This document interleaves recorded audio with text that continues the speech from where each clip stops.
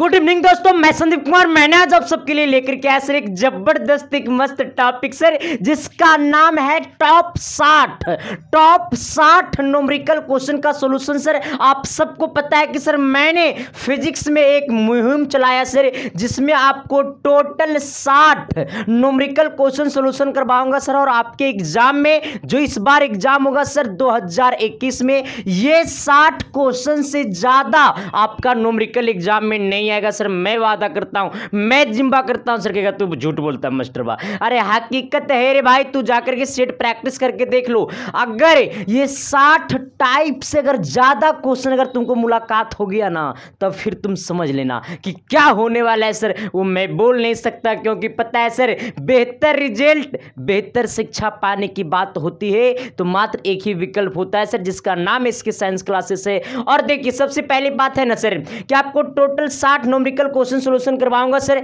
जो कि इसका आपका 2 क्लास चल चुका सर, ये हमारा तीसरा क्लास है सर। तो आपको आज की दुनिया में लेकर के चलता हूं सर। आज मैंने आप सबके लिए कैसे कैसे क्वेश्चन लेकर के आया, पहले देखो फिर दीवाने हो जाएगा। तो इससे पहले कि सर आप अगर हमारी चैनल पर पहली बार आए हो ना जी, तो चैनल को सब्सक्राइब करके बेल आइकन को प्रेस करके दोस्तों को शेयर कर देना सर। सीधे मैं आपको लेकर के चलता हूं फ्लैक्स बैक में।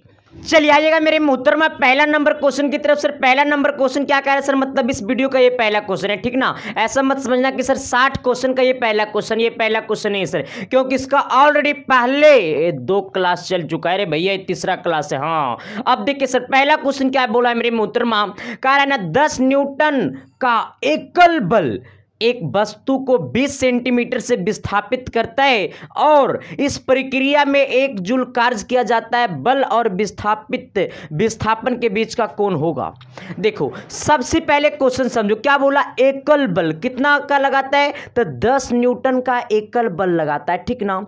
और क्या बोला कि एक वस्तु को 20 सेंटीमीटर से विस्थापित करता है। अरे 20 सेंटीमीटर से विस्थापित करता है ना जी, इसका मतलब एस बराबर कितना आ गया, 20 सेंटीमीटर आ गया ना। 20 सेंटीमीटर से क्या करता है, विस्थापित करता है। तो कारा इसमें जो इस पूरा प्रक्रिया में जब कोई वस्तु पर 10 न्यूटन का बल लगाया गया और इसका विस्थापित जो हुआ वो 20 सेंटीमीटर हुआ, तो ये दोनों प्रक्रिया जब हुआ ना, तो इसमें कार्य जो हुआ है वो हमारा 1 जूल कार्य हुआ है। तब पूछा है ना कि दोनों के बीच का कोण क्या होगा, दोनों के बीच का कोण क्या होगा, इसका मतलब थीटा बराबर वाट। अब सोचो मेरे मोहतरमा, क्या बोला है मेरे जानू, कह रहा है बल बराबर 10 न्यूटन, एस बराबर 20 सेंटीमीटर। सबसे पहले 20 सेंटीमीटर को मीटर में बदलो, तब 20 सेंटीमीटर को मीटर में बदलना है, तब 20 बट्टा कितना हो जाएगा, 100। ये बदल जाएगा मीटर में, 1 0 से 1 0 खोपचा में 2 से काटना, 10 को 5 बार में कटेगा, यानी 1/5 कहने का मतलब 0.2 मीटर। कोई दिक्कत रे, अरे दिक्कत रे, अरे एकरा में दिक्कत होगा तो तोरा में दिक्कत है सर। अब देखो यहां पर हमको एस की वैल्यू कितना आ गया, 0.2 मीटर। कार्य हमको मालूम है कितना, 1 जूल। पूछा है थीटा, तो कार्य बराबर, अच्छा यानी वर्क बराबर कहे तो कार्य सर डब्ल्यू बराबर होता है एफएस कॉस थीटा। फॉर्मूला जानते हैं ना कि ना जानते, ना जानते तो जान लीजिए। हाँ, क्योंकि सर मामला तो ऐसा ही क्वेश्चन आपके एग्जाम में फंसेगा, इसीलिए कहते हैं कि संदीप कुमार तेरे दिल में कैसे बसेगा। अब देखो सर यहाँ पे W की वैल्यू कितना है, 1 जूल है। अच्छा 1 बराबर, देखो ना आसान है यार, क्वेश्चन हार्ड नहीं है। यहाँ पे F की वैल्यू कितना है, 10 न्यूटन। अच्छा S की वैल्यू कितना है, 0.2 है। अच्छा आना इंटू कितना है, कॉस थीटा, थीटा का वैल्यू निकालना है। अच्छा ये 1 है बराबर, ये 10 को गुना करो किसके साथ, तो 10 को गुना करो सर आपको 0.2 के साथ। तो 10 को गुना करोगे 0.2 के साथ ना, तो देखो जिसको गुना करने आता है वो सीख लो। ये पॉइंट काटेंगे, नीचे 10 लिखेंगे, ये 10 से 10 गया खोपचा में, यहाँ पर कितना बच गया, सिर्फ 2 बच गया, यानी 1 बराबर 2 कॉस थीटा, ठीक ना। यहाँ पर 2 गुना में नहीं आएगा, भागा में, यानी 1/2 बराबर क्या हो जाएगा, कॉस थीटा। मेरे मोहतरमा 1/2 कहने का मतलब मेरे जानो, कॉस कितना डिग्री, 60 डिग्री, यानी कॉस 60 का मान होता है 1/2। इधर बराबर हो गया कॉस थीटा, कॉस से कॉस गया खोपचा में, यानी थीटा बराबर 60 डिग्री आपका क्या हो गया, एन चल हो गया, अले हो गया, अले हो गया, अले हो गया, हाँ हो गया। हाँ अब देखो सर समझ में आया? अरे समझ में आया कि नहीं आया सर? तो अगले क्वेश्चन की तरफ बढ़ाया जाए सर। अरे बढ़ाया जाए तभी तो दिल में तेरे मैं दिल में बसूंगा। आइए अगला क्वेश्चन क्या कह रहा है सर, थोड़ी सी सोचना अगला क्वेश्चन के बारे में मेरी मोहतरमा। अगला क्वेश्चन कहाँ गया रे पगला, कने गया रे पगला। हाँ आएगा सर अगला क्वेश्चन। देखिए क्या कह रहा है ना, कह रहा है कितना 100 वाट एवं 20 वाट बल्ब के समांतर में जोड़े जाने पर प्रभावी वाटेज क्या होगा। अब देखो सर इधर सोचना, थोड़ा सा सोचना, ज्यादा सोचोगे ज्यादा नोचोगे। क्या बोला? 100 वाट एवं 40 वाट बल्बों के समांतर में जोड़ने पे, अच्छा कितना कह रहा है? 60 वाट और 40 वाट के दो बल्ब है और ये दोनों को कौन सी क्रम में जोड़ा गया है मेरे मोहतरमा? समांतर क्रम में। अच्छा तो क्या पूछा है? प्रभावी वाटेज क्या होगा? प्रभावी वाटेज क्या होगा? प्रभावी वाटेज को P मान लो। दोनों वाटेज है समांतर क्रम में मेरे मोहतरमा। जब होती है समांतर क्रम में तो 1/RN बराबर होता है 1/R1 plus 1/R2, 1/R1 plus 1/R2। तो यही काम यहाँ पर होगा। अरे यही काम सेम यहाँ पर होगा। कितना है? 15 नंबर, 15 नंबर, 15 नंबर। तो इसको हम लोग P माने सर तो हो जाएगा 1/P बराबर। अब इसका समांतर 1/60 प्लस मेरे मोहतरमा 1/40 मेरे जानू। अब 60 और 40 का एलसीएम होगा खोपचा। अरे 60 और 40 का एलसीएम 100 होगा ना जी। अरे 100 होगा, कैसे 100 होगा? इधर देख 120 होगा। सब एलसीएम भी लेना नहीं आता है। अब 60 को कै बार पढ़ेंगे? 120 आएगा तो 2 बार, 40 को कै बार? तो 3 बार। दोनों को जोड़ दो तो 1/P बराबर हो जाएगा 3 और 2 5/120। काटोगे मेरे मोहतरमा तो कितना हो जाएगा? 24 25 20 से 24 बार में कट जाएगा। यानी 1 कितना आ गया? 24। यानी 1/P बराबर 1/24। इसका मतलब P बराबर 24। P बराबर 24। ऑप्शन नंबर कहाँ गए रे? अरे कहाँ गए ऑप्शन रे? Option number A. मुझे तो अपनों ने लूटा गैरों में कहाँ दम थी। और ऐसे ऐसे क्वेश्चन आएगा तो क्वेश्चन में कहाँ दम है। अब देखो सर चलते मैं आपको लेकर के सर अगले क्वेश्चन की दुनिया में। सर अगला क्वेश्चन क्या कह रहा है? देखो सर सबसे पहली बात तो एक चीज दुनिया में तुम समझ लो, अपने आप में एक चीज तुम मान लो चला कि मैं तुमको यही क्वेश्चन करवा रहा हूँ सर, क्योंकि कोई टीचर चलाता नहीं है। मुहिम मैं चलाता हूँ और कोई नहीं चलाता है सर। क्योंकि मुहिम मैं इसलिए चलाता हूं ताकि आपको पता चल सके कि किस टाइप के क्वेश्चन आपके एग्जाम में आता है। अब पता ही नहीं चलेगा कि किस टाइप का क्वेश्चन आपके एग्जाम में आता है। हम थोड़ा करते रहेंगे बल का सही मात्रा का न्यूटन न्यूटन न्यूटन, और थोड़ा तो लगेगा कि हम तो लग रहा है 450 नंबर में से 450 नंबर ठगा देंगे।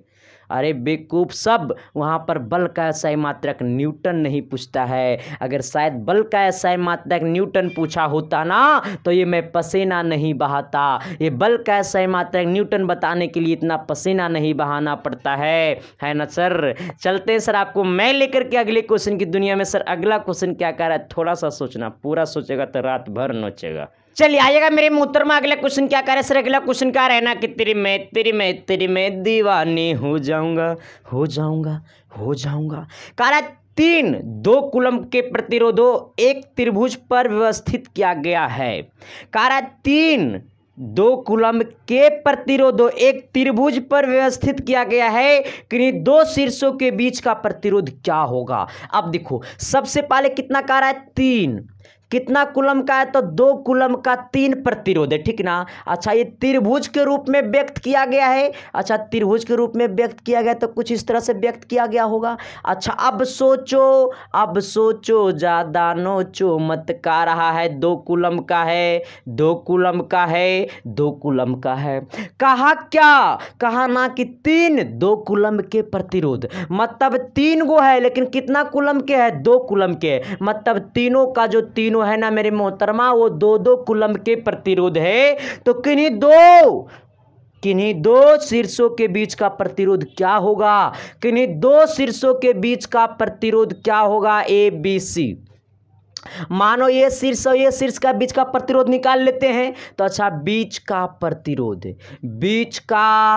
प्रतिरोध, प्रतिरोध। अच्छा, दो बीच का प्रतिरोध, दो शीर्षों के बीच का प्रतिरोध। मानो ये शीर्ष के बीच का प्रतिरोध निकाल देते हैं, ये वाला शीर्ष और ये वाला शीर्ष के बीच का प्रतिरोध, तो ये दोनों को जोड़ दो, यानी 2 कूलम्ब अब प्लस 2 कूलम्ब, और तीसरा वाला को गुना कर दो दोनों में, 2 कूलम्ब से गुना हो जाएगा, बट्टा नीचे तीनों को जोड़ दो, यानी 2 कूलम्ब 2 कूलम्ब और 2 कूलम्ब, आना रे आना, आना रे आना, सही रे आना। अब देखो 2 कूलम्ब 2 कूलम्ब 4 कूलम्ब और 2 कूलम्ब, यानी 4 दूनी 8, ये हो जाएगा 6 कूलम्ब, यानी 4 दूनी 8, यानी 8 बट्टा 6, यानी कितना हो जाएगा 2, ये कितना हो जाएगा 3, अरे यानी 4 दुनिया 8, 3 दूनी 6, यानी 4 बट्टा 3 कूलम्ब। आंसर कितना होगा 4 बट्टा 3 कूलम्ब। समझ में आया कि नहीं आया? अरे समझ में आया कि नहीं? कहेगा गुरुजी आप समझाइएगा, समझ में नहीं आएगा तो फिर वो जय बात तू। हाँ, पसीना बहुत चल रहा है यार, हकीकत बताते हैं। अब देखो तो करना है क्या सर, सेम कंडीशन करना है। जब पूछा 2 कोनों के बीच का प्रतिरोध, तो 2 कोनों के बीच का प्रतिरोध तो दोनों को जोड़ देना है, तीसरा वाला से गुना कर देना, ठीक ना, और नीचे में तीनों को जोड़ करके भाग दे देना है, आपको 2 कोनों के बीच का प्रतिरोध निकल जाएगा। अगला क्वेश्चन की तरफ आना मेरे मोहतरमा। अगला क्वेश्चन क्या कह रहा है, थोड़ी सी सोचना, ज्यादा सोचोगे ज्यादा नोचोगे फिर मलहम नहीं मिलेगा। बचपन का प्यार मेरा भूल नहीं जाना रे, जैसा मेरा प्यार है जान तुझसे किया हूँ। आना सर अगला क्वेश्चन की तरफ, एक बात जान को बुलाना। कह रहा है ना कि यदि एक माध्यम से निर्वात के लिए पूर्ण आंतरिक परावर्तन में क्रांतिक कोण 30 डिग्री है, जब तब माध्यम में प्रकाश का वेग होगा। कह रहा है क्या, एक माध्यम से निर्वात के लिए पूर्ण आंतरिक परावर्तन में क्रांतिक कोण 30 डिग्री है, तो माध्यम में प्रकाश का वेग होगा। अच्छा आप देखो फार्मूला क्या होता है म्यू बराबर, यानी म्यू बराबर होता है प्रकाश, सॉरी निर्वात, क्या होता है आपका सर जी, निर्वात, ला ला ला ला ला, निर्वात में प्रकाश का वेग। पहले फार्मूला जानो, इसका बाद सोचना है कि क्या क्या निकालना है। निर्वात में प्रकाश का वेग बट्टा किसी माध्यम ऐसे लिखाता है ना रे, किसी माध्यम में प्रकाश का वेग, किसी माध्यम में प्रकाश का वेग। अब सोचो ना, किसी माध्यम में प्रकाश का वेग है ना सर, प्रकाश का क्या वेग, प्रकाश का वेग। अब सोचो हमको निकालने क्या बोला है ना, तब माध्यम में प्रकाश का वेग क्या होगा। इसका मतलब ये माध्यम में प्रकाश का वेग, ये वाला पूछ रहा है माध्यम में प्रकाश का वेग, जबकि निर्वात में प्रकाश का वेग कितना होता है 3 × 10⁸ मीटर प्रति सेकेंड होता है।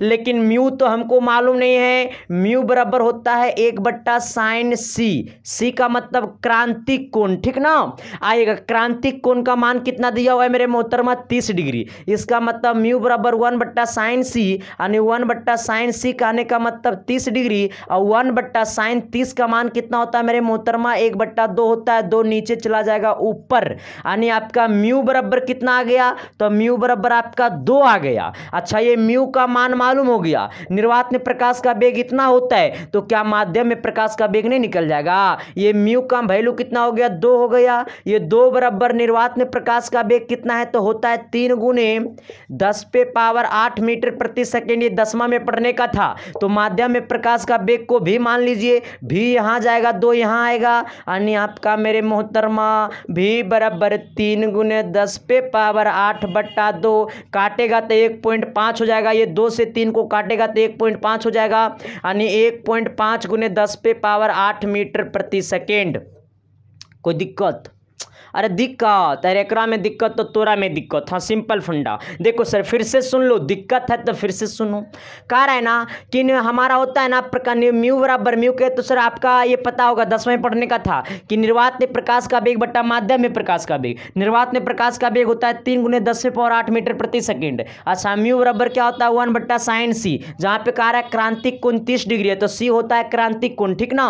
तो यहाँ पर 1/sin 30 हो जाएगा, sin 30 कहने का मतलब 1/2 हो जाएगा, ये 2 नीचे चला जाएगा ऊपर, यानी म्यू बराबर आपका 2 आ गया। तो हमें हमारा होता है क्या, म्यू बराबर निर्वात में प्रकाश का वेग बट्टा किसी माध्यम में प्रकाश का वेग।